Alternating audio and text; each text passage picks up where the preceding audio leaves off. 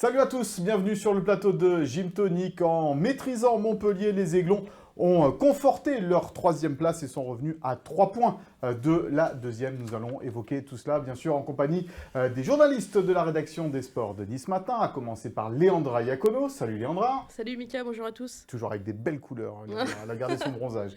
Christopher Roux, salut Christopher. Salut Mika, salut à tous. Et Romain Laronche, salut Romain. Salut Mika. Bon, notre invité cette semaine, on est très heureux de l'avoir avec nous sur ce plateau, de retour sur le plateau de Gym Tonic, parce que il revient un petit peu de loin, c'est Lolo Gagné. Salut Lolo. Salut Mika, bonjour tout le monde. Merci d'être avec nous sur ce plateau. C'est vrai que tu as été durement touché par la maladie, on va en parler tout à l'heure, mais ça nous fait vraiment très plaisir de t'avoir avec nous aujourd'hui. Merci beaucoup. Bon, allez, on va parler cette semaine, et bien évidemment, de ce match face à Montpellier, cette victoire 2-0 avec un focus sur Hicham Boudaoui, buteur dimanche et valeur sûre de l'OGC Nice.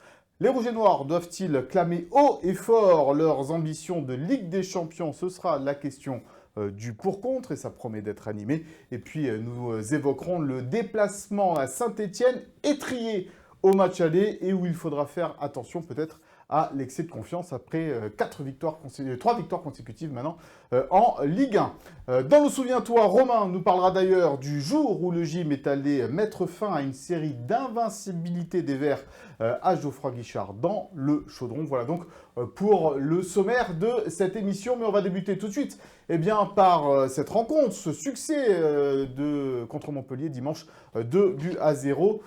Léandra, Nice a largement dominé, mais a quand même eu du mal à faire le score. Ouais, on va pas se mentir, on s'est un peu ennuyé. C'est pas le meilleur match des Aiglons ces derniers temps. 30 minutes un peu compliquées, des coups mal joués, un peu plus de TG technique que d'habitude. Après, on dit qu'il faut 2 bonnes équipes pour faire un bon match. Et je pense que ce Montpellier-là était aussi très limité. Donc Nice, finalement, en sous-régime, a fait le travail tranquillement, notamment grâce à son couloir droit. Et puis le match de Klaus, Guessant, Boudaoui, qui ont été vraiment très bons. Voilà, victoire 2-0, un beau coup pour le podium, pour la course à la Ligue des Champions. Mais on en attend quand même plus des Aiglons. Et surtout à domicile, on va regarder les stats de cette rencontre entre l'OGC Nice et le Montpellier Hérault, avec une domination donc sans partage des Niçois, que ce soit au niveau des tirs, des ballons touchés dans la surface, de la possession du ballon également. Laurent, tu étais au stade, tu as vu cette rencontre entre l'OGC Nice et Montpellier. C'était peut-être pas le meilleur match de la saison des Aiglons à domicile, mais c'est un peu le nouveau gym, parce qu'il était attendu au tournant, le gym sur ce match-là, c'est le dernier du championnat, et fut un temps où même toi, dans ton époque, le gym relançait un petit peu les petites équipes. Oui, effectivement, déjà j'ai eu la chance d'être mis à l'honneur avec les anciens Aiglons pour la remontée, grâce à Virginie Rossetti et Clément. On se dit toujours, en fait, on a peur de remettre en marche les équipes en fait qui ne fonctionnent pas. Aujourd'hui, Nice était attendu. Déjà, au Havre, ils étaient attendus. Donc, on a répondu présent. Certes, Montpellier était très faible. Mais voilà, s'il y avait 2-0, 4-0, ça aurait été la même chose. Comme le disait très bien le coach, pour moi, c'est la meilleure recrue de la saison. On est tous d'accord avec toi. On est tous, tant mieux. mais comment dire, il disait il y a 3 matchs où le gym est attendu. C'était Le Havre, c'était Montpellier et maintenant Saint-Étienne. Aujourd'hui, le gym a répondu présent et haut la main. Moi, je les ai trouvés hyper costauds avec un banc. L'avantage qu'on a aussi, c'est qu'on a un banc derrière. Donc, du coup, si quelqu'un ne répond pas présent sur le terrain, derrière, on a ce qu'il faut. Moi, je les ai trouvés vraiment hyper costauds. Christopher, c'est contre ces équipes-là que doit se faire la différence aujourd'hui, parce que c'est vrai que quand on a des ambitions, on en reparlera tout à l'heure, battre le dernier à domicile, c'est une obligation. Complètement. J'ai l'impression que dans ces équipes qui se battent un petit peu pour le haut du tableau, on a un peu, chacun sa spécialité. Monaco a du mal face aux gros. Nice est en train de faire le job justement là face aux petits. On a un Lille aussi qui est costaud face aux gros. Voilà. Si Nice a trouvé sa manière de fonctionner, notamment en battant les petits, tant mieux. Il faut gagner à la fois face aux gros et face aux petits, être régulier pour pouvoir viser une belle place. Et c'est bien si Nice a été maintenant en capacité de corriger ce petit défaut qu'elle avait, cette équipe-là, auparavant. On va regarder le classement de cette Ligue 1, donc après cette rencontre à Montpellier. Et l'OGC Nice qui a fait un petit écart à la 3e place, plus égalité avec l'AS Monaco, qui est retombé du classement, du podium. En tous les cas, des 4 premières places, Monaco se situe maintenant à la 5e place. L'OGC Nice est donc 3e, 2 points d'avance sur Lille et 3 points d'avance sur Monaco, et qui revient donc à 3 points de l'Olympique de Marseille. Romain, il fallait gagner ce week-end-là parce qu'il y avait une belle opération à faire, quoi. Au niveau du classement, c'est la meilleure opération. Tu reprends 3 points à Monaco et Marseille, et puis comme vous l'avez dit, c'est À Lyon aussi. À Lyon aussi, ouais. Et c'est contre ces petites équipes là, il y avait 3 matchs vraiment accessibles.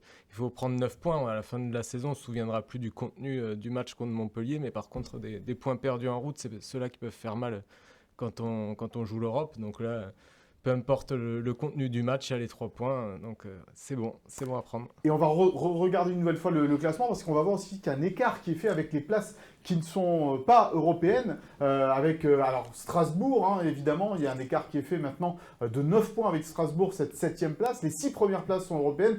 Le Paris Saint-Germain, s'il gagne la Coupe de France, et comme c'est bien parti, eh bien la 7e place sera certainement européenne aussi. Là, Andra, ça veut dire que là, le trou est fait quand même, pour l'Europe, c'est très intéressant. Quoi qu'il arrive, n'importe quelle compétition, quoi. Bah, c'est ça, le trou est fait, donc ça va permettre aussi peut-être de libérer un peu les esprits. Au final, même si tu rates la Ligue des Champions, tu peux te consoler, même si on n'a pas du tout envie de penser à ça, on a envie de voir plus haut. Mais c'est sûr que là, les équipes qui sont devant, les 6 premiers, je n'en vois pas une qui s'effondrait par rapport aux autres. Et d'ailleurs, c'est un peu le message de cette Ligue 1 depuis le début de la saison, c'est vraiment qu'il y a 6-7 équipes au-dessus, et après c'est vraiment un peu plus faible. Peut-être Strasbourg, Laurent, qui peut jouer les troubles faits dans cette Ligue 1, parce que ça joue pas mal au football, du côté de Strasbourg. Ouais, ça joue très bien au football même. Ouais.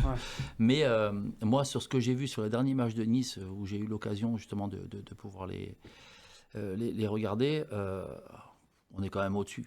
Vraiment. Enfin, bon, c'est moi qui parle comme ça. Il y a plus de jeunesse dans ce Strasbourg. Il y a plus de jeunesse, ouais. Ce qu'ils ont payé en début de saison.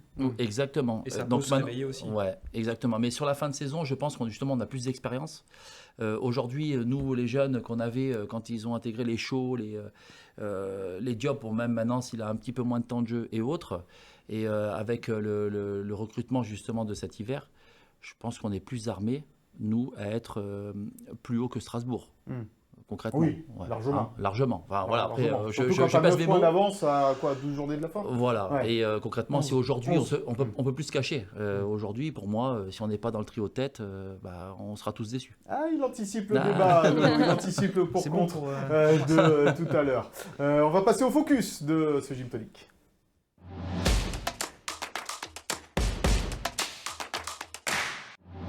Un focus consacré à l'un des buteurs de cette rencontre. Tu as parlé, Léandra, tout à l'heure de Jonathan Klaus, c'est lui qui a ouvert le score. Eh bien, Hicham Boudaoui a été le 2e buteur de l'OGC Nice. Il a tout fait dans ce match, Boudaoui, et on le sent bien en forme. En fait, c'est un joueur, quand il est bien physiquement, il marche sur l'eau. Enfin, il a vraiment un impact sur les rencontres, parce que c'est un joueur qui... on le verra plus tard, j'imagine, mais voilà, peut être un joueur d'équilibre, plutôt en sentinelle, mais qui a aussi des velléités offensives. Et c'est un joueur là, qui a été à l'initiative de la plupart des actions niçoises, parce qu'il essaie toujours d'accélérer le jeu, parce qu'il est capable, balle au pied, de gagner beaucoup de mètres, de se projeter. Et puis, même quand il initie des actions, il essaie toujours d'être à la finition. Alors, il a manqué de réalisme depuis le début de la saison, mais on le voit toujours proche de la surface. On le voit toujours essayer de combiner avec Guessant, avec Klaus. Je pense que vraiment, les relations techniques entre ces joueurs-là, elles sont très importantes en ce moment. Et Hicham Boudaoui... pour moi, oui, c'est vraiment une des pièces maîtresses de cet OGC Nice. Et pourtant, il a eu des petits pépins physiques également, mais là, il est sur une saison assez complète, Boudaoui. On va regarder les stats d'Hicham depuis le début de sa carrière à l'OGC Nice. Seulement 179 matchs joués, 10 passes décisives, 13 buts. Alors là, il a marqué, là, pour le coup, un milieu de terrain comme lui, Christopher. On attend peut-être un petit peu plus de stats. C'est exactement ce que j'avais noté. Cette saison, il en est à 25 matchs de compétition confondus, c'est seulement 2 buts, 1 passe. On se dit qu'avec les qualités qui sont les siennes, c'est pas un vrai numéro 6 qui n'aurait pas de technique, qui n'aurait pas de pied, qui serait juste là pour récupérer des ballons. Il sait aussi se projeter. il peut le faire encore davantage. Et il sait aussi techniquement faire des passes décisives, faire la bonne passe, être lucide dans les 30 derniers mètres. Il peut l'être encore plus. Parce que, voilà, encore une fois, ses stats ne sont pas énormes. Je pense que ça reste un joueur qui a encore une marge de progression et ça va venir. Il y a une explication aussi à cette libération et vous allez l'entendre, c'est Francaise qui en parle. Il en parlait tout à l'heure en conférence de presse devant la caméra de Philippe Bertini. Vous voyez quand il est avec Baptiste ou avec Pablo, quand il est associé à un de ces profils-là, vous voyez bien que son activité elle est différente. Alors, il a toujours beaucoup d'activités, mais elle est orientée avec un peu plus orientée vers l'avant. Donc, s'il va vers l'avant, c'est aussi pour finir les actions. Et donc, oui, il a marqué 2 buts, je crois, cette saison au championnat, si je ne dis pas de bêtises. Et il a les capacités pour aller finir. Voilà, il a les capacités pour aller finir. Ce qui est certain, c'est que c'est un top joueur qui sait répondre aux situations de match, qui peut jouer plus dans le joueur d'équilibre, qui peut jouer aussi dans la capacité à être le joueur de projection dans notre système. Et ça veut dire que c'est un joueur très, très, très complet, ça c'est sûr. Il sait tout faire, Lolo, Hicham Boudaoui. Et c'est intéressant ce que dit Francaise sur quand tu lui mets un vrai récupérateur à côté de lui, un vrai 6 comme peut l'être Santa Maria ou Rosario, du coup ça le libère un peu plus, quoi. Complètement. Déjà, on connaît ses qualités. Après, ça dépendra toujours de sa condition physique. S'il n'a pas de pépins musculaires ou de pépins tout court, c'est un vrai top joueur, quoi. Il a tout. Il peut récupérer. Pour moi, c'est un 8. Un 8 à l'ancienne. Où, du coup, il va faire le lien entre l'attaque et la défense. Et donc, du coup, s'il est amené à conclure, il saura conclure. S'il est amené à récupérer des ballons, il va en récupérer. Et avec Santa Maria, c'est un joueur extraordinaire que moi j'adore déjà à la base, que Nice ait pu le recruter, c'est une aubaine. Et là, il sera plus libéré. Et comme le dit très bien le coach, peu importe ce qu'on lui demande, il saura répondre présent. Mais ça veut dire quoi, Leandra? Ça veut dire que quand tu l'associes à un Ndombele, il peut être moins bon parce que, pas moins bon, mais moins occupé par les tâches offensives, la projection, c'est ça? Moins bon, non, mais plus dans le travail de l'ombre, finalement. Ouais, voilà, c'est ça que je voulais dire. Exactement. Donc, parce que voilà, il va avoir un rôle de joueur d'équilibre, donc sentinelle, un peu plus défensif, peut-être moins de liberté aussi dans ses projections, parce qu'on sait que voilà, Ndombele, il a déjà ce rôle-là. Donc le but, c'est aussi de garder un équilibre d'équipe, même si c'est le GC Nice, on sait que c'est une équipe qui va toujours vers l'avant, mais quoi qu'il arrive, tu es quand même obligé de protéger ta défense. Donc il va avoir plus ce rôle-là, et c'est vrai qu'on a peut-être, nous, observateurs, plus de mal parfois à bonifier un petit peu, valoriser ces joueurs-là quand ils ont ces tâches-là. C'est sûr qu'on voit davantage, on va toujours un peu plus parler des joueurs qui amènent des buts ou qui amènent des passes décisives. On le voit souvent quand même, on voit un peu plus régulièrement face au but maintenant, Hicham Boudaoui. Ce qu'il faut qu'il travaille peut-être, c'est encore un peu la finition. C'est pas beaucoup de buts pour un milieu de terrain, quoi. Moi, c'est ce que je comptais dire. Ouais, c'est... Quand j'entends qu'il sait tout faire, je suis désolé, mais c'est pas le cas. Ça fait faire 5 ans qu'il est à Nice, il n'a pas de stats. C'est pas un milieu de terrain qui marque des buts. J'adore Hicham Boudaoui. Je pense que c'est un joueur hyper précieux pour une équipe. Et j'étais surpris de voir qu'en fait, il a toujours joué entre 25 et 29 matchs par saison. Je pensais qu'il y avait des saisons où il y avait plus de trous par rapport à ses D'où la valeur sûre, tu vois.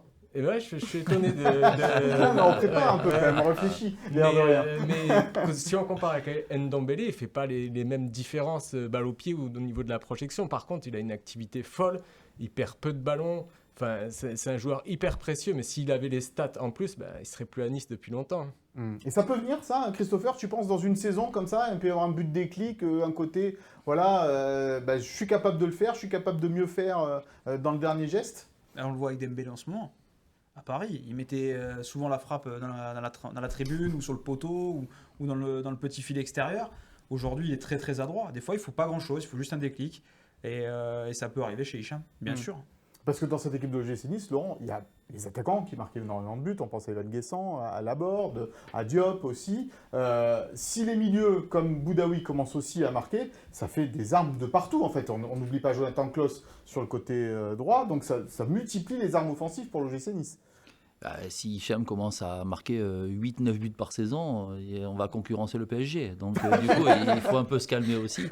Non, mais c'est un jeune joueur qui est arrivé, je ne sais même pas s'il a eu une formation à la base. Il était de l'académie de la Paradou, avec de la Paradou, ouais, exactement. Ouais. Mais bon, après, quand on arrive en France, c'est encore différent. Et ce joueur-là, il n'a cessé de progresser. Après, il a eu des soucis musculaires ou autres, mais il fait que progresser pour moi. Et pour moi, c'est une pièce essentielle de l'OGC Nice aujourd'hui. Donc on parle de Ndombele, oui, effectivement. C'est quelqu'un qui a du vécu, qui a de l'expérience. Lui, il arrive ici en France avec très peu d'expérience et il se la fait tout seul. Donc pour moi, c'est un top club joueur. en plus, Landra, parce que c'est vrai que Hicham Boudaoui, là, il est installé, il fait partie des cadres maintenant de cette équipe de l'OGC Nice. Oui, des cadres. Il a tout vécu maintenant avec l'OGC Nice et je pense qu'il est très bien intégré, pas mal de poids dans le vestiaire aussi, même si c'est quelqu'un discret, voilà, Ouais. exactement. Il maîtrise mieux la langue aussi, je crois, petit à petit aussi. Oui, Un peu exactement. mieux Il aussi, s'intègre plus. Donc, Puis de poids, ça dépend de poids. On parle de poids corporel ou Non, parce que c'est un joueur fin. Et Il reste puis- un joueur fin, athlétique. Et puis, il arrive un Il petit essaie. peu dans la fleur de l'âge, 25 ans. Je trouve que dans cette équipe de Nice, finalement, il y a un bon mix là entre l'expérience, les jeunes joueurs. Enfin, on voit un effectif bien construit. Et Hicham Boudaoui, oui, il fait partie des valeurs sûres. Il a été, comme tu l'as dit, Mika, handicapé par des blessures, par des douleurs au dos aussi, parce que faut pas oublier que c'est un joueur courageux qui a joué énormément de matchs en serrant des dents. Et ce qu'on oublie aussi un petit peu. Et puis c'est un joueur qui au final, là, il a raté quelques matchs en début de saison, mais depuis la fin novembre, il enchaîne les matchs sans Il est blessure. fiable, ouais. Et d'ailleurs, je crois que ça lui plaît pas trop qu'on dise que c'est un joueur fragile, parce que c'est vrai que les statistiques sont là. Au final, quand tu joues, maximum une trentaine de matchs par saison, c'est déjà, pas mal, ouais. c'est déjà bien, C'est bien. aujourd'hui dans le football moderne. Tu as eu la petite pique sur la construction de l'effectif, Christopher, ça, toi qui suis l'AS Monaco, ça doit te parler un petit peu. Je ne ferai pas de commentaires. Allez, on va passer au pour-contre de ce Gymto.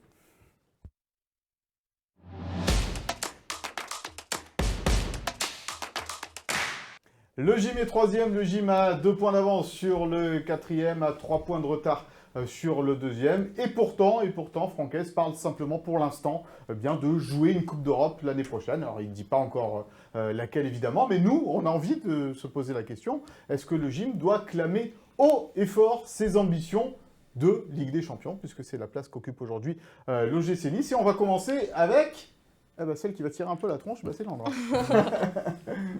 Bah écoute, moi je suis plutôt d'accord avec Francaise. Ça Voilà, m'étonne déjà pas. parce qu'il a toujours raison. non, mais parce que voilà, pour moi c'est normal de tempérer les choses. Il reste le dernier tiers de la saison. 11 journées, on a l'impression que c'est peu, mais finalement il y a quand même pas mal de matchs à jouer. Moi j'aime bien quand le gym avance masqué. Je sais que dans son passé proche, à partir du moment où il a assumé ses ambitions, il s'est souvent un peu effondré. Et je pense notamment à la saison dernière, où, hasard ou pas, à partir du moment où le club en a fait sa communication, le gym a commencé à perdre des matchs. Et c'est au moment où on les enterrait un peu plus qu'ils ont relevé la tête. Voilà. Et le deuxième argument, c'est aussi que le gym, il ne faut pas oublier, sort d'une campagne catastrophique européenne en Ligue Europa. Et moi, je pense qu'aujourd'hui, à part les suiveurs de l'OGC Nice, à part les observateurs, à part les supporters, il y a très peu de monde qui aujourd'hui a envie de voir l'OGC Nice en Ligue des Champions la saison prochaine. Parce que pourquoi faire, après tout, vu ce qu'ils ont montré. Donc pour moi, je pense qu'il vaut mieux avancer masqué, travailler dans l'ombre, et puis avec humilité. Et puis on verra la 34e journée où ça mènera l'OGC Nice. Mais je pense que ça ne sert à rien de le dire. Il faut travailler. Christopher. Alors, je suis pas, bien évidemment, du coup, pas d'accord. Moi, je pense qu'aujourd'hui, il n'y a pas de pression. La Ligue des Champions, Nice ne la joue jamais. Pourquoi aujourd'hui, si elle n'est pas au bout en fin de saison, ce serait une déception, mais pas forcément un échec. Au niveau financier, Nice n'a pas forcément besoin, vu la gestion aussi avec Ineos, de la jouer. L'autre argument que j'ai envie d'évoquer aussi, c'est que la pression aujourd'hui, elle n'existe pas, elle n'est pas populaire. Aujourd'hui, la Populaire Sud n'est pas là, elle s'est mise en retrait. Il y a un contexte vraiment pour s'épanouir, jouer. Je vois une équipe qui progresse, je vois une équipe qui techniquement aussi est juste.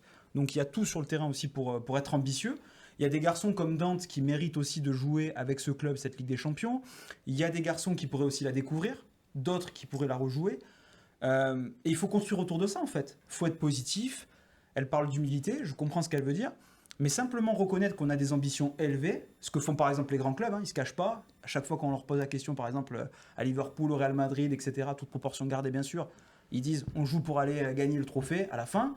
Nice a le droit de le dire aussi, sans encore une fois faire preuve de suffisance ou se croire à déjà arriver, mais simplement dire nous, avec nos moyens, avec le groupe qu'on a aujourd'hui, ok, on vise ça. On a déjà joué la Ligue Conférence, la Ligue Europa, on aspire à mieux.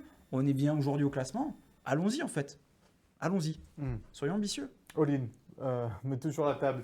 Lolo, pour vivre heureux, vivons cachés, ou on est costaud, on y va, on le montre? Aujourd'hui, on est 3e du championnat, on peut plus se cacher. Même si tout le monde a un discours, oui, il faut vivre. Je suis désolé, Léandra, je suis vraiment désolé. Je défends la cause féministe et autres, mais non, mais tu sais, c'est pas parce qu'une femme qu'elle ne peut pas avoir tort. Non, mais elles ont tout le temps raison. Voilà, mais une fois de temps en temps. Une fois de temps en temps, on peut avoir tort. Mais là, on peut plus se cacher. On a eu un début de championnat qui était compliqué. Et aujourd'hui, avec tout ce qui se passe, je veux dire, on a tout ce qu'il faut pour être dans les 3 premiers. C'est presque inespéré d'être là, en fait. Oui. La tempête, Nice l'a traversée. Ils sont là. Maintenant, il faut essayer d'aller au bout. Mais tu peux aussi retourner dans la tempête, t'en sais rien, les blessures. Bien sûr. Mais justement... Laissez finir Laurent, il va finir son on va toucher du bois. Les blessures, les maladies, les blessures, on met de côté. Ouais. Mais aujourd'hui, on a tout pour être dans les 3 premiers. On n'a rien à envier à Monaco, on n'a rien à envier à Strasbourg, qu'on disait qu'il y a 9 points, mais on ne vise pas la Ligue Europa aujourd'hui. L'OM, pourquoi pas aller les chercher? Parce que voilà, quand on voit ce qui se passe, et les Longoria, les ci, les là, ils sont en train de se créer des problèmes. Ils sont en train de se créer des problèmes tout seuls. Nous, aujourd'hui, on est dans la force, on a tout ce qu'il faut pour. Aujourd'hui, le coach, il a mis tout en place. Et encore, je reviens sur le coach, mais il a mis tout en place en fait pour être bien aujourd'hui et pour chercher en fait une des 3 premières places. Bon, la première, on n'ira pas la chercher forcément. Mais on n'a pas les mêmes budgets, on n'a pas tout ce qu'il faut à côté, mais on a des joueurs qui sont juste top. On a un banc qui peut faire la différence quand il rentre, qui a envie de jouer, qui a envie aussi de disputer la Ligue des Champions. Comme tu disais très bien, aujourd'hui, on a envie d'avoir un Dante peut-être en Ligue des Champions à son âge, par rapport à tout ce qu'il a apporté à l'OGC Nice. Et on n'est pas moins bon que les autres, en fait. Donc, pour moi, dans les 3 premiers, oui, on doit y être, quoi. Mais en avoir envie, oui, mais est-ce qu'il faut le dire? C'est ça la question. En fait, la crainte qu'on a, c'est d'échouer. C'est le dire. Pourquoi pas penser positif? Mais on peut plus se cacher. Réussir. On a des mecs à amener justement dans cette Ligue des Champions. Encore une fois, comme je disais, leur faire découvrir ou Dante leur amener dans cette compète. Enfin, aujourd'hui, on parle d'une équipe de Nice qui est 2e en 2025 de Ligue 1, si on prend simplement les résultats en compte sur l'année civile, derrière Paris. Il y a tous les voyants qui sont ouverts, qui font quoi. Et espérons que Nice puisse le faire, vraiment. Mais si c'est pas au bout, c'est pas grave. Vas-y, Lolo, tu veux... Non, je dis, et ce qu'il faut pas oublier, c'est qu'on a eu pas mal de blessés, donc qui vont commencer à revenir. Et qui sont à la base, qui sont à la base des titulaires indiscutables. Donc du coup, on joue avec soi-disant une équipe avec des titulaires qui sont pas en puissance, mais par contre ceux qui étaient blessés, ils vont venir en fait en gros en tant que titulaires indiscutables. Donc pour moi aujourd'hui, elle se défend encore, Léandra. Oui, elle a raison. Donc Franquès qui dit non, on joue une Coupe d'Europe, il y en a 3, on verra laquelle. Ça vous agace? Moi, ça m'agace pas, mais je me souviens que tu avais fait c'est sa communication. Tu avais fait un papier pour dire justement les dirigeants un peu derrière, justement Francaise, pas de manière directe, mais laisser fuiter justement le fait qu'il fallait la jouer. Je me souviens de ce papier-là. Je me trompe pas? Je sais pas. En disant, voilà, petit à petit, ils se disent, c'est clairement le cas. En plus, on l'a vu au niveau du classement. Aujourd'hui, il n'y a plus de risque de quasiment échapper à une Coupe d'Europe. Sauf vraiment catastrophe, quoi. Donc, par rapport à ça, même j'ai l'impression qu'en interne, globalement, c'est ce qui passe comme message aux joueurs, quoi. Ce qui est sûr, c'est que les joueurs, eux, si on leur pose la question, en off, évidemment, ils ont cette ambition de jouer la Ligue des Champions la saison prochaine. Bon, Romain, la synthèse de tout ça, qui t'a convaincu? Je ne vais pas juger sur les arguments, mais moi, je suis d'accord avec Laurent et Christopher. Il reste 11 matchs, tu es en position de jouer la Ligue des Champions, tu es invaincu à domicile depuis le début de la saison. Tu as tous tes joueurs qui reviennent de blessures, tous les voyants sont au vert. Et puis, je ne comprends pas l'argument de vouloir voyager masqué. Enfin, tout le monde voit le classement de Ligue 1. En quoi tu es masqué? Tu sais très bien que Nice a des ambitions, a des joueurs. Et puis cette année, cette saison, tu as Evan Guessant, tu l'auras peut-être plus l'année prochaine. Donc c'est l'année pour Je se suis pas qualifier. sûr non Non, plus, tu l'auras l'année sûrement prochaine. plus. Et C'est c'est peut-être- l'année pour se qualifier en Ligue des Champions. Et peut-être que tu le retiendras aussi grâce à cette Ligue des Champions. Je pense pas. Pas possible. Non, mais Je sais après, pas, là, je connais pas on assez. connaît un petit peu tout le paramètre mental aussi. Parfois, il y a une pression, des attentes qui s'installent. Et on a vu Nice qui n'a pas toujours su les gérer correctement. Et puis moi, je vais vous donner un argument qui est un peu voilà, ésotérique, mais il y a un peu l'aspect superstitieux. On connaît les footballeurs, ils sont superstitieux. Se porter l'œil, comme on dit, Ouais. le mauvais œil, se dire, ah ben tiens, voilà, on veut, comme l'année dernière d'ailleurs, tu l'as bien dit, on veut jouer avec des champions, on veut y aller, et puis bouf, patatras, il y a tout qui s'arrête. Donc les footballeurs sont un peu superstitieux là-dessus, c'est pour ça que Ouais. parfois ils osent pas dire les choses. Ils sont très. Enfin, moi, j'étais superstitieux comme la plupart du vestiaire. À l'époque, on jouait avec eux-mêmes avec des. Bon, je dirais même pas des slip. slips, mais des caleçons troués et autres pour, du coup, pour enlever cette superstition. Mais à un moment donné. Donc Paris, ok, l'OM, mais qui te dit pas en fait en gros que derrière tous les joueurs de l'OM ils sont pas superstitieux aussi. Et pourtant, ils affichent leurs ambitions. Ouais, mais parce que c'est l'OM. Mm. Mais Nice on n'ose pas. Parce qu'on n'a pas cette Aujourd'hui, culture, si tu peut-être. reviens On n'a pas pas très cette très culture. loin, Et voilà. les mecs qui sont bons aujourd'hui, peut-être en défense à Marseille, etc., ça peut trembler un peu plus. Disons qu'il faut les laisser sous pression, peut-être revenir à quelques points. Exactement. Et peut-être ouais, qu'à un ouais. moment aussi, ça va être difficile pour Mais eux. moi là-dessus je suis d'accord, mais à un moment donné. Attends, on a tout pour être là, et même ces joueurs-là, même si on vivons cachés, vivons heureux, machin et tout le patatras, mais non, aujourd'hui, les joueurs, ils ont envie aussi, peut-être aussi, eux, c'est nous qui parlons aujourd'hui, hein, mais d'afficher leurs ambitions en disant, mais attendez, on n'est pas plus mauvais que les autres, parce qu'on est 3e du championnat, et on a battu des gros, Besoin de reconnaissance, quoi. besoin de Peut-être aussi. reconnaissance, et justement, c'est là que tu fais la différence. Bon, après, il y a ce manque de culture de Ligue des Champions, je suis désolé, mais Aussi, Nice n'a ouais. jamais joué la Ligue des Champions et ça a été un tour de barrage. Donc c'est vrai que c'est pas dans la culture de Nice d'afficher ces ambitions-là à un moment donné, quoi. Ouais, mais bon, c'est pour atteindre la Ligue des Champions. C'est pas la jouer en soi, là, dans les mois qui viennent, dans les semaines à venir. Donc c'est juste atteindre un objectif. Et ça, dans le football de haut niveau, il faut être en capacité de C'est vrai. l'atteindre. Le débat existe encore. Tout le monde y pense, mais personne ne le dit, quoi. En Comment gros, vous aviez géré en ouais. 2002 2002, vous, quand vous jouiez la montée justement en D1? Vous aviez essayé de vous cacher un peu? Vous aviez assumé à un moment Bon, alors, c'est totalement différent, parce que là, on parle de Ligue des Champions et monter en Oui, Ligue 1, mais même si c'est compliqué, mais sur l'idée de Mais non. quand d'un t'es Nice, t'avais objectif la à volonté, atteindre. t'avais la volonté de remonter tout le temps. on avait envie par rapport à tout ce qui se passait autour, déjà, même le groupe qu'on avait. Et là, j'ai l'impression, en fait, en gros, à Nice, justement, ce qu'il a créé, ce coach, désolé de revenir là-dessus, mais il a créé quelque chose, en fait, en gros, où obligatoirement, moi, je suis persuadé que du coup, ils en parlent entre eux, hein, c'est la Ligue des Champions. Nous, quand on est monté en Ligue 1, effectivement, à la moitié du championnat, on était peut-être 6e, 7e, personne ne pensait à nous. Mais à un moment donné, on s'est dit, mais attendez, on perd contre Beauvais qui était premier.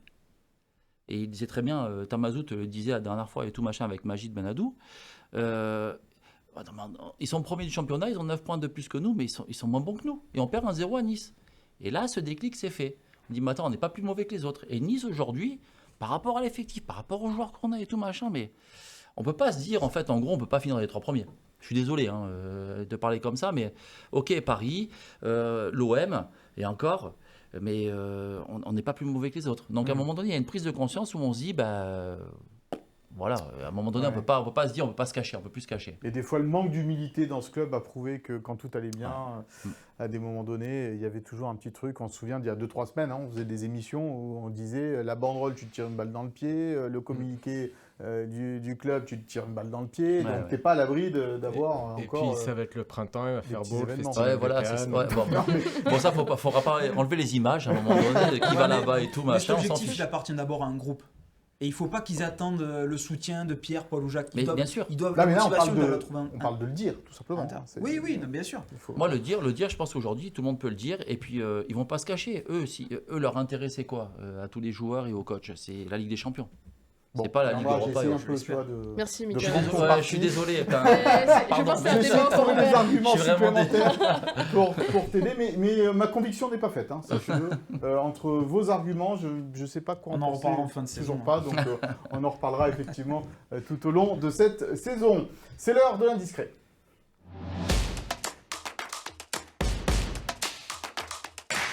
Un indiscret qui concerne ma chère Léandra Badreddine Bouanani. Et oui, petit indiscret aujourd'hui, parce qu'on s'est tous posé la question de pourquoi Badreddine Bouanani n'était pas dans le groupe contre Montpellier.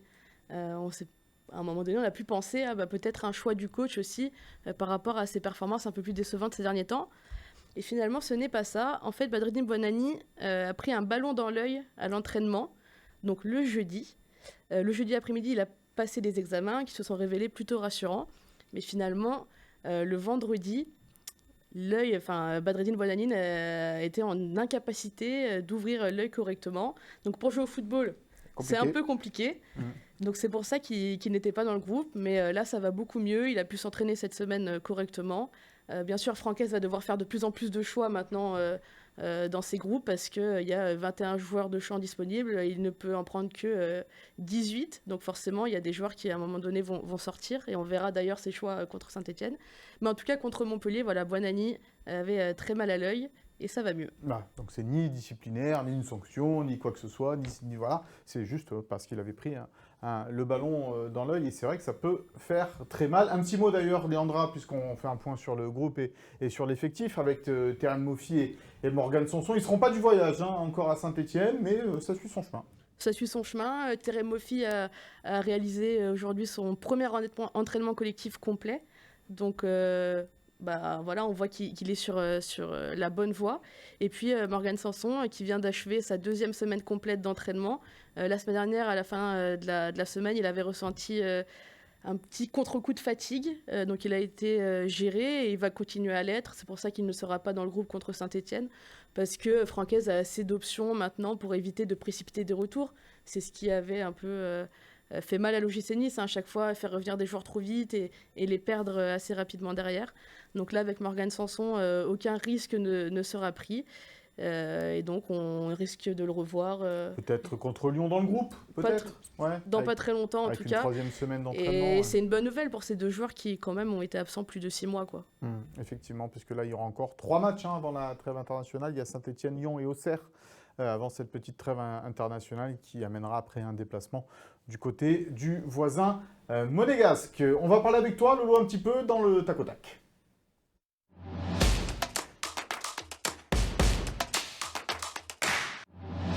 Alors, je disais en début d'émission, Laurent, qu'on était très heureux de t'avoir avec nous sur ce plateau parce que tu as eu, alors il faut le dire, et on l'a dit aussi ici à un moment donné, parce qu'on t'a envoyé plein de pensées positives, de gros soucis de santé.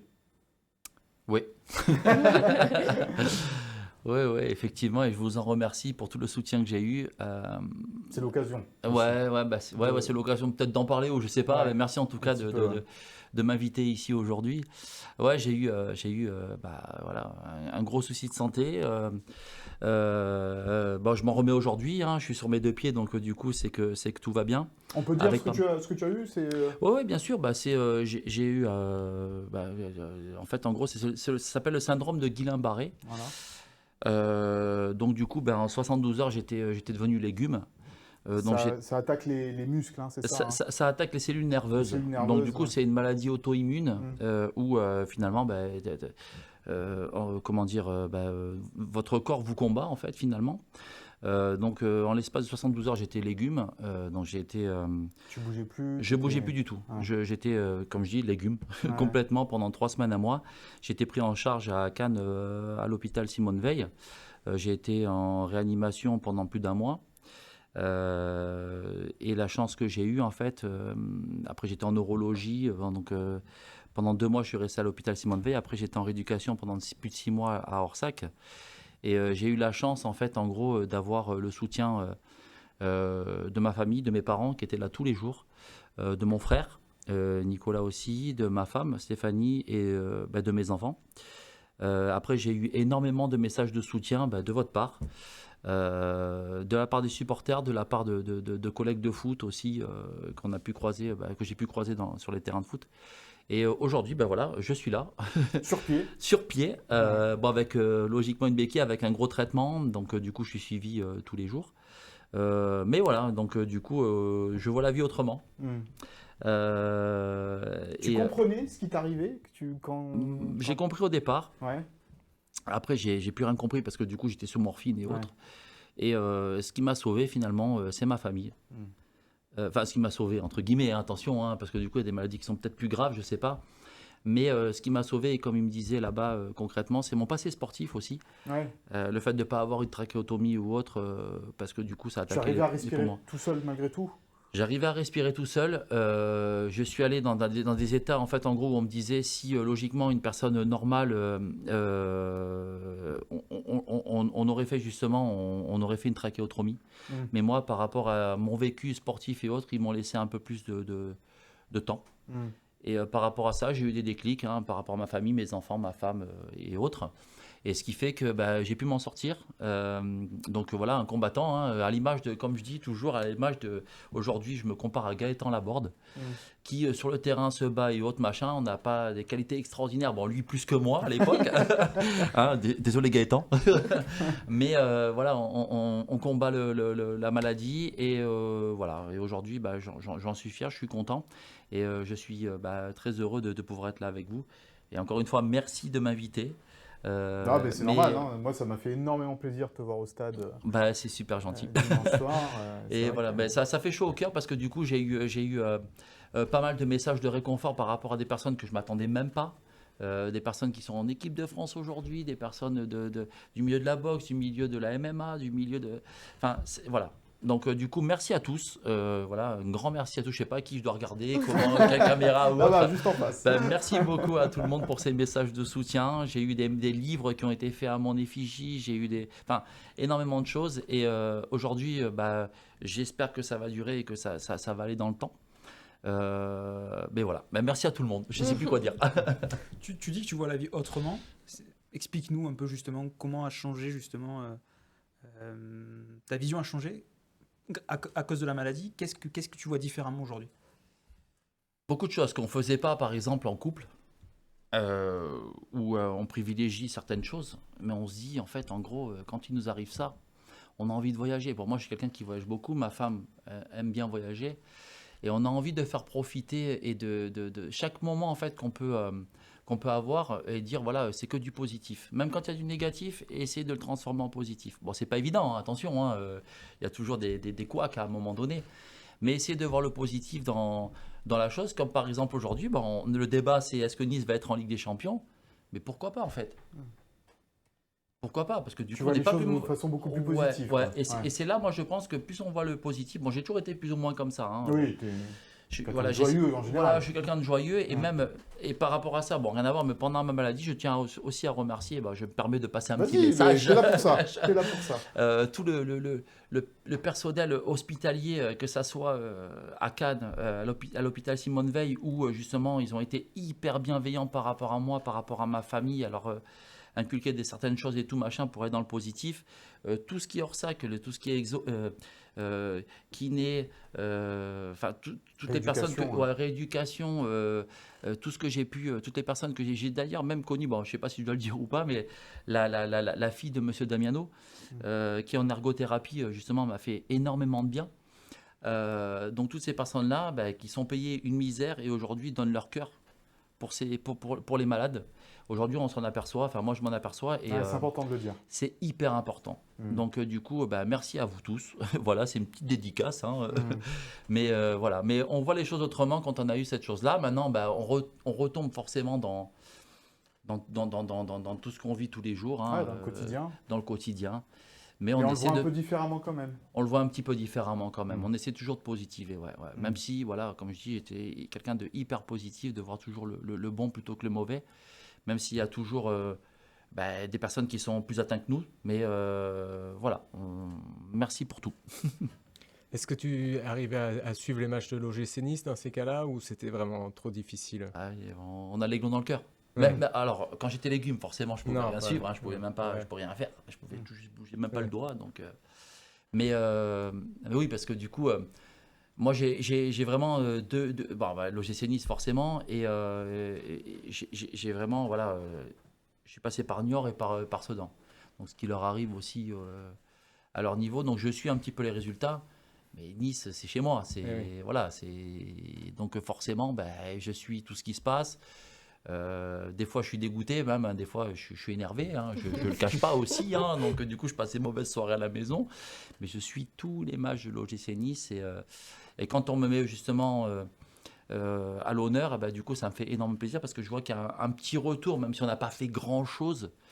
Non, mais les supporters n'ont pas oublié cette époque-là et cette équipe-là, elle a marqué l'histoire du club, cette équipe-là. Ouais, je sais pas. Parce que du coup, après, voilà, ça évolue. Donc, du coup, il y a les jeunes qui nous connaissent même plus et autres, ce qui est normal. C'est important de transmettre, justement. Ouais, la transmission est importante. Que depuis, l'OGC Nice n'est jamais descendu d'ailleurs, n'est jamais redescendu en Ligue 2 depuis cette période-là. Et qu'avant, ce n'était pas le cas. Dans les années 90, il faisait l'ascenseur, quoi, ce club. Ouais, c'est vrai. Tant mieux. Tant mieux d'avoir contribué à ça. Et voilà, aujourd'hui, ce qui est devenu Nice par rapport à avant, donc tout a changé. Et je suis fier justement d'avoir contribué à ça. Et qu'est-ce que tu gardes justement de cette saison-là, la saison de la remontée Beaucoup de choses. Beaucoup de choses parce que du coup, le football d'avant et d'aujourd'hui, ça n'a plus rien à voir. Donc, l'amitié, peut-être d'abord. L'amitié. Même entre supporters et joueurs. Je sais qu'aujourd'hui, avec les réseaux et autres, tout a changé.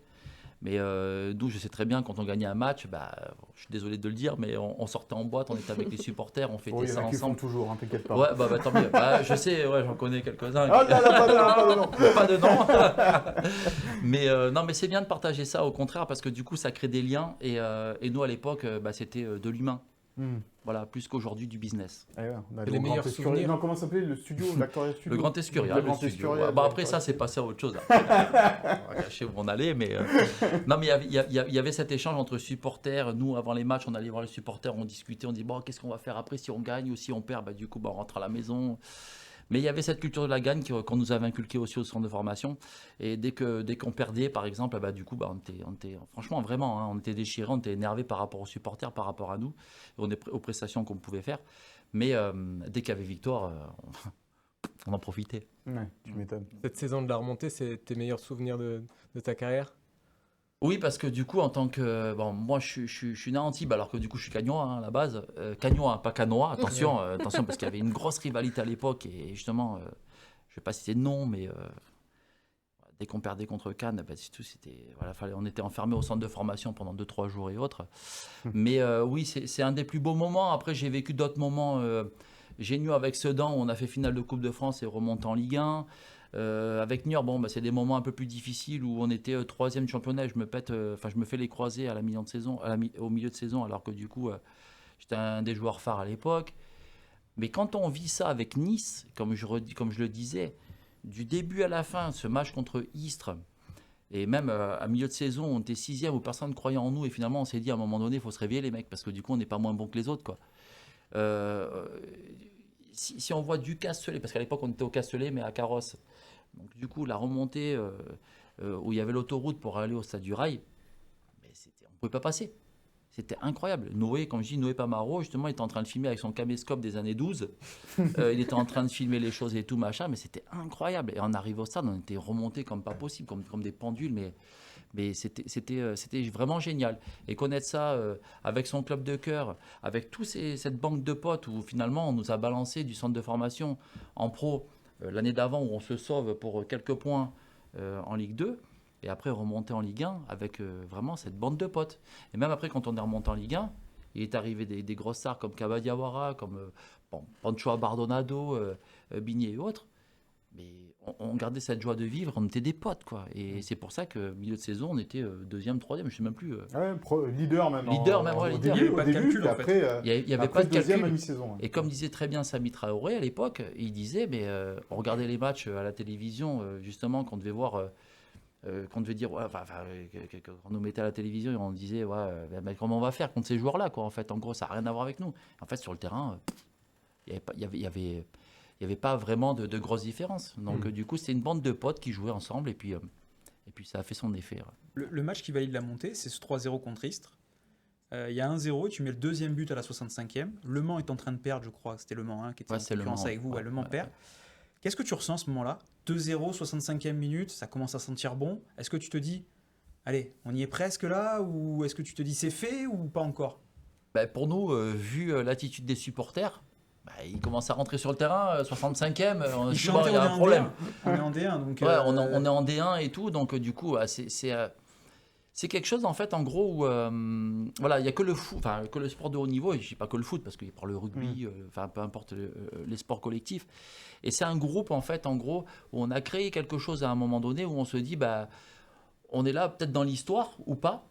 Mais on se dit, mais déjà, une montée en Ligue 1 avec son club de cœur, c'est juste extraordinaire. Moi, j'ai eu la chance d'avoir marqué ce match-là. Après, Pablo, tout le monde connaît Pablito, hein, qui marque le 3e but.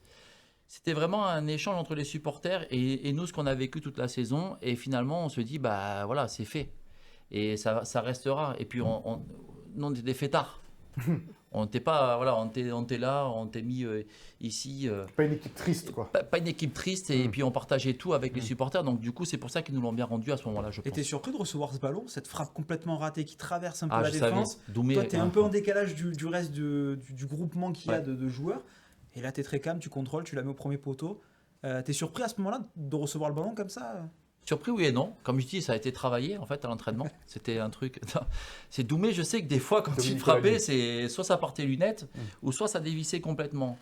et je l'ai vu partir dans son truc. Je dis bon, bah, j'anticipe parce que je sais que des fois ça dévisse. Et quand ça dévisse, bah, ça va à terre et où j'étais justement. Donc j'ai anticipé la chose et puis c'est l'instinct. C'est le Instinct de buteur. Non, buteur, je sais pas. Non, mais c'est l'instinct d'attaquant. L'instinct d'attaquant, ouais, parce qu'à l'époque, je suis pas du tout attaquant, je suis milieu de terrain, mais voilà, mais c'est l'instinct et je me dis, bah écoute, je tente le truc et puis finalement, ça me vient dans les pieds et puis bon, après, voilà, je sais très bien que j'ai fait semblant d'ouvrir et je ferme. À la Mbappé. Ah, c'est de là qu'il a pris, oui, mais sûrement, oui, bien sûr. Il a vu les vidéos. C'est pour ça, je vais lui demander un peu qu'il dise un peu. Non, mais voilà, c'est cet instinct où c'est travail entraînement, où on se connaît tous un peu par cœur et tout. Donc on sait du coup les défaillances des uns et des autres. Et puis bah voilà, j'ai eu la chance d'être là à ce moment-là. Bon, merci en tout cas Lolo, encore une fois d'être grand avec plaisir. nous sur ce plateau. On est très heureux que tu puisses raconter ça.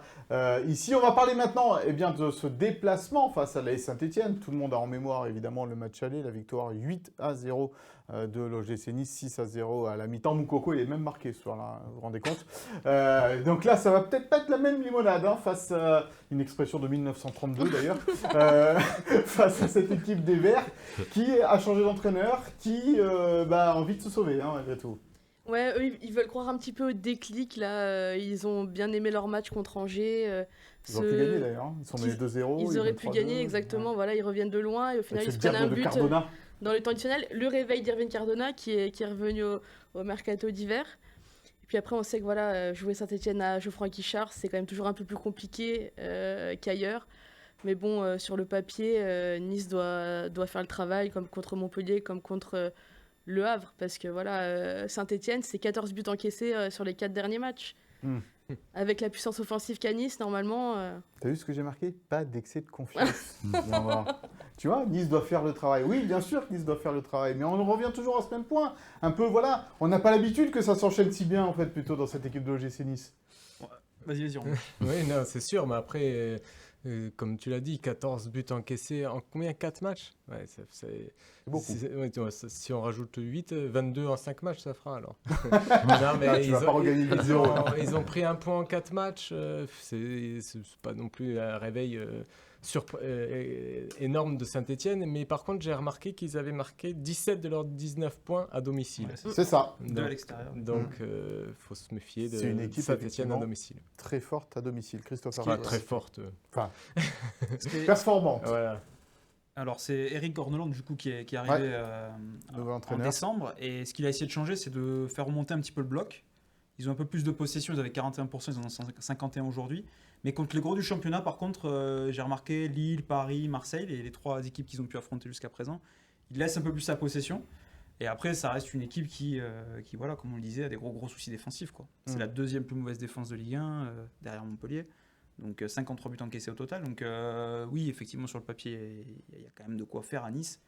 Mais sûrement face à une équipe qui va jouer un peu plus bas que ce qu'elle a l'habitude de faire. Quand on prend 8-0, ça t'est jamais arrivé, j'imagine, Lolo, de prendre 8-0 dans ta vie. Tu as pris 5 ou 6 7. 7 à la maison. Non, c'était à Nantes, non? À Châteauroux, 7-2. Ouais. Est-ce qu'on a, au match retour, un sentiment de revanche? Par exemple, on se dit, oula, ils nous ont humiliés la première fois. Là, chez nous, dans le chaudron, il va falloir assurer. Forcément. Donc du coup, ça va être la force de Nice, justement, je pense. Parce que du coup, vu qu'ils l'ont mis, que Nice a mis, excusez-moi du terme, une branlée à la Saint-Etienne. En plus, c'est Saint-Etienne. Donc du coup, on connaît un peu les conflits Saint-Etienne-Nice. C'est pour ça que tu es venu en vert kaki. Ouais, grave. Putain, je suis désolé. Je dû venir en rouge et noir. Mais non, mais comment dire, après, statistiquement parlant, en fait, en gros, Nice, moi, je les vois pas perdre là-bas. Voilà, encore, tu vois, la superstition me fait dire dans ma tête, tu vois, c'est ce genre de truc que quand on est Nice, on n'a pas le déclic de se dire, bah Non. ouais, c'est vrai, il a raison. Ça passe mal. Non. En fait, on revient au même débat. Bah Est-ce oui. qu'il faut assumer ses ambitions ou pas? Ouais. Voilà, Et exactement. l'ambition d'aller gagner à Saint-Etienne Mais en si- disant, ils sont moins forts que nous. tout Bah, simplement. surtout qu'après, en fait, on reçoit Lyon. Donc, du coup, en fait, en gros, moi, je pense que, après, c'est ma façon de penser aussi, enfin, c'est moi qui vois ça. Mais je pense que, du coup, à Saint-Etienne, on ne peut pas perdre parce qu'il y a la loi des 3-6-9. Donc, on a pris 3 points contre le Havre. Les 3 matchs, que justement, comme disait le coach, qui allaient être potentiellement compliqués. On a pris 3 points le Havre. On a pris 3 points contre Montpellier. On va prendre les 3 points à Saint-Etienne. Bon. C'est sûr. On a quand même posé la question à Francaise. Est-ce qu'il y a un risque d'excès de confiance pour l'OGC Nice sur ce match face au Vert? Écoutez la réponse du coach niçois. On est dans une situation où on a par certains aspects de la confiance, et heureusement, qu'une équipe qui est là où on est aujourd'hui en Ligue 1 et de la confiance, je pense que c'est logique. Et les performances en Ligue 1 méritent qu'on ait de la confiance, mais qu'il y a un excès de confiance, c'est très différent. Et je ne crois pas non plus qu'on mérite d'avoir des excès de confiance. Voilà. Donc, et on sait qu'en allant jouer Saint-Etienne à Geoffroy Guichard, quand on voit quand même les résultats, ils prennent 90% de leurs points à domicile. Je crois qu'on est assez prévenu pour savoir que le match à 10-11 journées de la fin, dans une équipe qui joue le maintien, dans ces conditions-là, ça sera un match difficile et il faut être prêt à ça. Après, à jouer un match difficile dans le chaudron, on va regarder les matchs à suivre de cette journée de Ligue 1. Les autres adversaires, les concurrents directs pour l'OGC Nice dans ces places européennes, et en particulier pour la 2e ou 3e place. Monaco donc va recevoir Reims. Ça sera vendredi soir. Donc Monaco qui aura l'occasion de revenir, pourquoi pas, à hauteur de l'OGC Nice. Lens. Le Havre qui joue pour son maintien. PSG Lille, là, c'est la grosse affiche de cette journée, en espérant que le Paris Saint-Germain fasse le boulot comme ils l'ont fait face à Lyon. Marseille-Nantes, donc, aussi. Et puis, ça finira par un Lyon-Brest, là aussi, avec 2 équipes. Brest éliminé cette semaine de Coupe de France, et puis une équipe de Lyon qui sort quand même d'un bon match, malgré tout, face au Paris Saint-Germain. Donc ça va pas être facile non plus cette rencontre, mais on le voit là, c'est des matchs quand même plutôt abordables, Romain, pour les concurrents directs de l'OGC Nice, mis à part Lille face au Paris Saint-Germain. Donc là, vraiment, là, comme on le disait tout à l'heure, il faut pas perdre de points en route, quoi. Ah oui, non, c'est sûr, mais ça risque de faire statu quo. Je vois tous les gros gagner sur cette journée. Il n'y a que Lille qui devrait pas prendre 2 points à Paris, mais oui, il faut pas se louper non plus à Saint-Etienne pour Nice, c'est sûr. Christopher, est-ce que cette équipe de l'OGC Nice, maintenant, tu la sens armée pour justement battre des équipes qui jouent le maintien à 10-11 journées de la fin? Davantage que Monaco et Lille. Alors que sur le papier, on pourrait se dire, bon, Nice peut-être derrière ces 2 équipes-là. Mais quand je vois ce que produit Monaco depuis quelques mois maintenant, je me dis que Nice aujourd'hui a plus de certitude dans son jeu. Pour toi, Monaco aura plus de difficultés face à Reims que Nice face à Saint-Etienne, c'est ça que tu dis aujourd'hui? Je pense pas, mais Parce sur... qu'ils sortent de 7-0 à domicile quand même, Monaco face à Nantes. Donc, 7-1, ouais. 7-1. Non, mais c'était 7-1. 7-1, oui, il y avait 7-1, ouverture du score, excuse-moi. Non, mais c'est qu'au-delà de ça, je trouve que Monaco dans le jeu aujourd'hui est beaucoup moins inspiré. Et Nice aujourd'hui, je trouve que ce qui est proposé est quand même beaucoup plus intéressant. Je trouve qu'il y a plus de vie à Nice qu'à Monaco. Lille, aujourd'hui, ils ont réussi à le faire contre Monaco, mais face aux gros, ils sont plutôt performants, mais ils ont du mal face aux petits. Quand des fois, ils ont besoin de souffrir, et Bruno Genesio l'a dit la semaine dernière, parfois, ils ont eu des difficultés. Ils les ont réussi à le faire contre Monaco, mais rien ne dit qu'ils vont pouvoir continuer sur cette dynamique-là. Lille a aussi la Ligue des Champions à négocier avec une double confrontation face à Dortmund. Je me dis que Nice, aujourd'hui, les voyants sont encore une fois ouverts par rapport à Monaco ou Lille, où j'ai plus de doutes. On se risque un petit prono, Lolo. Qu'est-ce que tu vois, toi, les 4 premières places de cette Ligue 1 à la fin de la saison? Allez, Lance-toi. Allez, je me lance. Vraiment, mais vraiment, ça va être compliqué. Mais le premier, je pense que Paris. Tu crois? Ouais, je pense. Ouais. Après l'OM, ils ont quand même un effectif assez costaud et ça reste malheureusement l'OM. Deuxième, et moi je nous vois bien troisième. Ouais. Ouais. Je nous vois bien À la troisième. lutte avec qui? Monaco ou Lille? Lille. Lille? Ouais. Monaco Un peu moins coup. fringant, ouais. Comme tu disais, un peu moins fringant. Lille, l'avantage qu'on peut avoir par rapport à Lille, justement, et peut-être c'est ça qui va nous sauver, même si nous, je nous trouve hyper costauds, c'est la Ligue des Champions. Donc ils auront des matchs en plus et que nous on n'aura pas. Ouais. Et puis du coup ils vont se focaliser un petit peu là-dessus forcément. Hein. Ça reste une Ligue des Champions. Mais moi je nous vois bien troisième. Il y a de la maturité dans ce groupe, je trouve maintenant. Ouais. Avec Santa Maria au milieu, Ndombele qui a quand même aussi une vraie expérience. Devant il y a Laborde, voilà. On a du Klos aussi qui mine de rien maintenant commence à enchaîner aussi des matchs maintenant à très haut niveau, international. Bien sûr il y a Dante derrière. Enfin je veux dire ce groupe-là il a quand même des armes aussi pour pouvoir gérer cette fin de saison et ce sprint.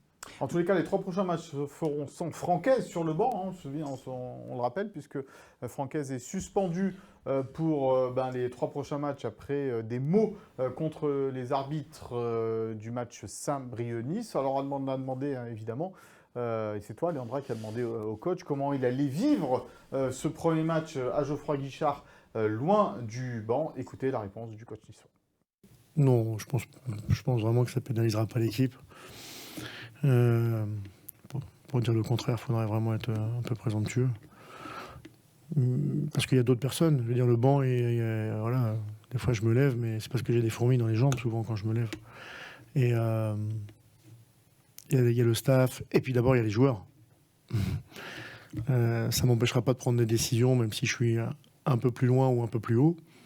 Avec l'appui de mon staff et des analyses vidéo, je serai proche d'eux. Mais voilà, entre les joueurs, le staff et la connexion via les analyses vidéo, voilà, pour moi, ça doit rien changer. Voilà, même si c'est un bon côté, c'est toujours prendre un peu de hauteur, ça fait jamais de mal. Et puis de temps en temps, quand même, c'est bien d'être proche du terrain et proche des joueurs, mais c'est ainsi. Concrètement, Léandra, comment ça va se passer pour Francaise, là, et alors, sur le banc? C'est son fidèle adjoint, Lilian Alice, qui assurera l'intérim.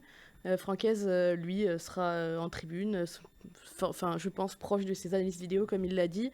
Donc, il n'a pas le droit à une communication directe avec son staff, mais je pense que ça passera par d'autres. Il pourra être dans le vestiaire avant et après le match. Dans son vestiaire, il n'aura pas le droit d'approcher le vestiaire des officiels, ni la zone terrain. Donc, c'est-à-dire que ça sera un de ses adjoints qui fera la communication avec le diffuseur avant-après match. Mais lui pourra assurer, il était là en conférence de presse avant-match, il sera là en conférence d'après-match. Voilà. Laurent, moi, Francaise, on le disait tout à l'heure, il apporte de la sérénité aussi dans cette équipe de l'OGC Nice, je trouve, et sa présence sur le banc peut aussi apporter de la sérénité à cette équipe de l'OGC Nice. Donc quand il dit ça ne va pas changer grand-chose, est-ce qu'on peut être forcément d'accord avec lui? Ouais, complètement. Ouais. Mais tout ce qu'il dit, il a raison. Non, mais après, connaissant un petit peu, parce que j'ai joué contre lui, contre Lilian Alice à son époque, c'est quelqu'un qui, c'est le reflet en fait, en gros, finalement de Francaise. Donc s'il le dit, on le croit. Mais je pense pas que ça va changer grand-chose, effectivement, parce que c'est pas un coach en fait, en gros, qui va arriver, qui va gueuler, qui va crier pour dire, pour replacer, pour ci, pour là ou autre. Donc c'est quelqu'un qui apporte beaucoup de sérénité, donc il l'apportera dans les vestiaires. Et les joueurs, ils ont complètement confiance en lui, comme ils ont confiance aussi en Lilian. Donc je pense pas que aujourd'hui que ça a un effet néfaste là-dessus. Sur cet aspect sérénité, Christopher, tu y crois, toi, quand ton entraîneur en chef est sur le bord du terrain, qui te place et tout comme ça peut te rassurer parfois ou... Je pense que tout le monde préférait que ce soit sur le bord du terrain, bien évidemment. Mais aujourd'hui, il a des relais dans ce vestiaire. J'ai l'impression que ça tourne bien, qu'il a trouvé vraiment une équipe de cadres qui pourrait être aussi en capacité de pouvoir transmettre les consignes. Donc c'est un peu embêtant, pénalisant, mais je pense que Nice, avec sa confiance et sa forme du moment, est capable de gérer ce genre de choses aujourd'hui. Et puis voilà, avec l'intelligence de tout le monde et du staff. Ah, l'intelligence du staff pour transmettre les consignes pendant la rencontre. On passe à la compo probable.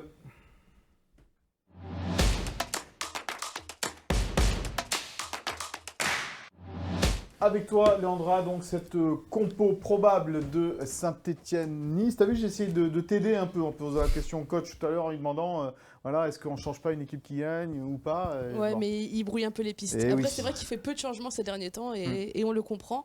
Et encore une fois, il n'y aura pas beaucoup de surprises sur ce 11-là. Donc avec Boulka dans les cages, Bombito, Youssouf Ah, tu vois, j'avais raison la et semaine Dante, dernière. c'est vrai qu'on a changé du coup au niveau du positionnement. Voilà. Et puis Klaus, piston droit. Retour. Toujours un double pivot Boudaoui-Santa Maria, sachant que Tanguy Ndombele est incertain parce qu'il a ses douleurs aux adducteurs qui se sont un petit peu réveillés, sa pubalgie. Et puis Melvin Barr de retour de suspension. Donc voilà, j'ai préféré l'aligner par rapport à Ali Abdi qui est peut-être un peu moins bien en ce moment, qui a un peu le contre-coup de sa blessure et qui doit retrouver un second souffle. Et puis devant, l'inévitable trio Guessant, Laborde, Shaw. Toujours un petit doute par rapport à Sofiane Diop qui fait vraiment des excellentes entrées à la place de Shaw. Ça fait 2 matchs là où vraiment il est très remuant et je pense qu'il méritera à un moment donné d'avoir sa titularisation. Pourquoi pas contre Saint-Étienne, mais on reste sur cette équipe-là qui fonctionne bien. Pour toi, Boga n'est pas encore dans la course à ce poste d'attaquant gauche avec entre Shaw et Diop? Pour moi, c'est, comme on l'a dit, encore un super sub, mais au niveau, je pense, de la forme, parce que Diop, finalement, si il est reparti un peu sur le banc, c'est pas du tout par rapport à une méforme, c'est vraiment parce que Mohamed Ali Shaw, aujourd'hui, apporte autre chose et est très bon aussi. Alors que Jérémy Boga, je pense qu'il va avoir besoin un petit peu de monter en puissance, même si on l'a vu déjà décisif contre le Havre. Voilà, donc pour cette compo probable de Saint-Étienne-Nice, merci Léandra, on verra évidemment, on fera le débrief de tout cela la semaine prochaine, mais la semaine dernière, on avait vu juste. Enfin, tu avais vu juste en tous les cas. Ça arrive pas. Sauf sur le positionnement d'Endai Chili et de Bombito. Tout à fait. Ouais. Mais voilà, ça dépend aussi des matchs, des adversaires, des vis-à-vis directs, et puis de la lecture du jeu aussi.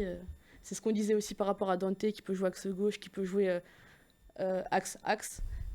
Voilà, ça dépend vraiment aussi du système de jeu de l'adversaire. En tous les cas, c'est l'équipe type du moment, hein, cette équipe que l'on vous a présentée là, puisqu'il n'y aura pas de blessures majeures ou de suspendus pour cette rencontre. On vous fait gagner des places. Allons-y, on y va, c'est le cadeau de la semaine.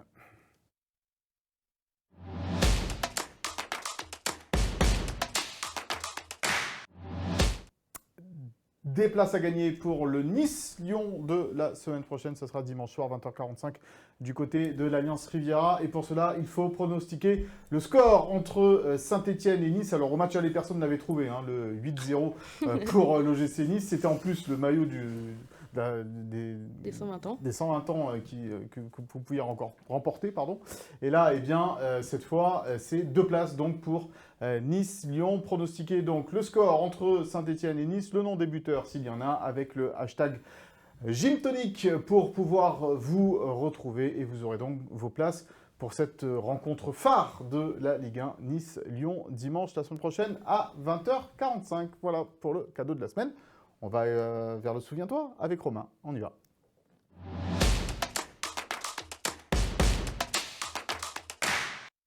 Un Souviens-toi soufflé par Philippe Camps, que l'on embrasse, évidemment, tendrement et fortement. On espère le revoir très vite avec nous. Et tu vas nous parler de la fois où l'OGC Nice a mis fin à l'invincibilité des Verts à Geoffroy Guichard. Voilà. Puis je suis tranquille, c'est que je sais que personne n'a vu ce match.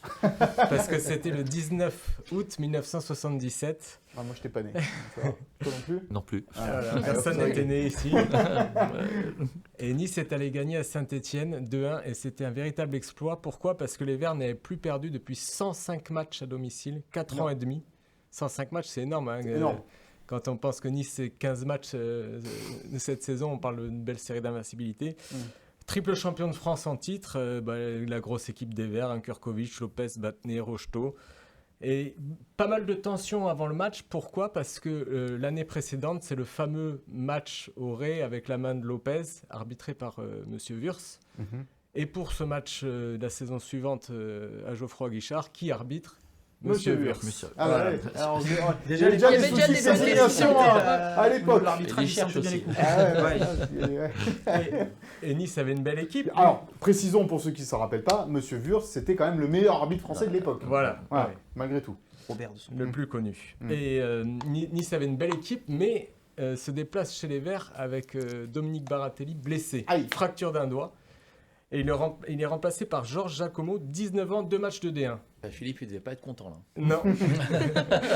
Et donc, t'es pas forcément serein, mais bon, il y a quand même Katalinski, Hugues, Jouve, Guillou, Biekovic, belle équipe de Nice. Léon Rossi, qui est le coach de Nice, qui dit « Avant le match, partons avec l'intention de réaliser une surprise. » Pas d'exploit, mais une C'était surprise. déjà... ils affichaient leurs ambitions. Ils à affichaient l'époque. leurs ambitions.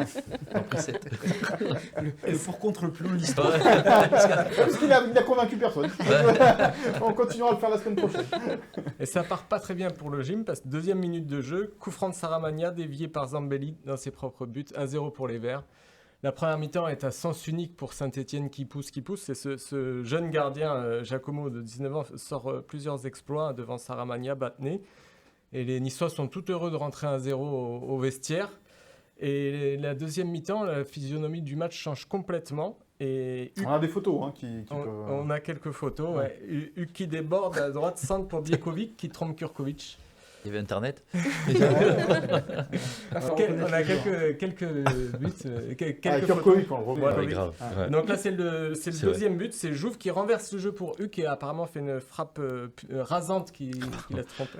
La célébration de Jean-Noël. Et là, c'est la photo de joie à la fin. Donc les Verts sont tombés chez eux devant 30 000 spectateurs. Et qu'est-ce qui se passe à la fin? Une bagarre. Pas du tout. Monsieur Wurz C'est vient les années s'excuser. 70. Ah. Le chaudron d'honneur. applaudit Wow. l'exploit des Niçois. Ouais. Et à la fin du Incroyable. match, Roger Rocher, qui est le président historique des Verts, déclare « Ils le méritaient, ils nous ont battus à la régulière ». Après avoir félicité le président Leuillet de Nice et Léon Rossi. Quand même, il y avait du fair play à l'époque, alors que tu étais invaincu depuis 105 matchs. Ouais, après, bon, il fallait bien qu'elle tombe à un moment donné, Fallait que cette ça tombe. invincibilité, Ouais, mais bon, bien que je- ça soit Nice, quoi. Et oui, mais C'était les deux équipes de l'époque, en plus. Alors justement, Plus cette année-là. voilà, Et c'était ouais. un peu la fin des Verts. C'était C'était jusqu'à la saison d'avant. quoi. Voilà, Ouais. c'est ça. Qui est champion cette année-là? C'est une bonne question. 77 77-78. Ouais, je dirais l'Olympique de Marseille. C'est l'AS Monaco, Ah Saint-Etienne. oui, bah oui, il remontait de Ligue 2. Ah, c'est oui, bon, bah tous, oui. Monaco, Voilà. Évidemment, il remontait de Ligue 2, ils ont Monaco. été champions cette année-là, bien sûr. L'AS Saint-Etienne terminera 7ème et le gym 8ème. Donc c'est un Ah, mais match. je tirais quand même la bourre, tu vois. Voilà. C'est un match qui restera dans les annales pour cette série d'invincibilité, mais pas forcément pour le classement final.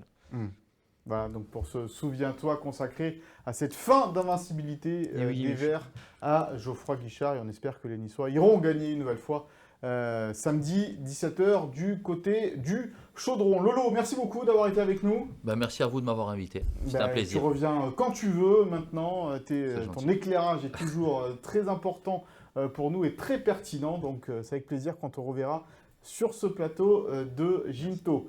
Léandra, Christopher, merci Romain, merci Merci à toi. beaucoup. Merci à La vous. nouvelle maquette de Nice Matin, demain dans les kiosques, c'est ça? C'est ça, donc on change pour les 80 ans de Nice Matin, on remodélise un peu un petit coup de lifting sur la maquette, donc une nouvelle maquette à découvrir demain. À 80 ans, on a besoin d'un petit coup de lifting, certainement, même à 46. C'est l'âge de Philippe? pourquoi Tu sais, On l'embrasse, Philippe. Merci à Sophie Dancé, Chloé Wargard et Philippe Bertini à la préparation et à la réalisation de cette émission. On se retrouve, nous, la semaine prochaine pour un nouveau numéro de Gym Tonic. Merci, bonne fin de semaine à tous et à la semaine prochaine. Bye bye.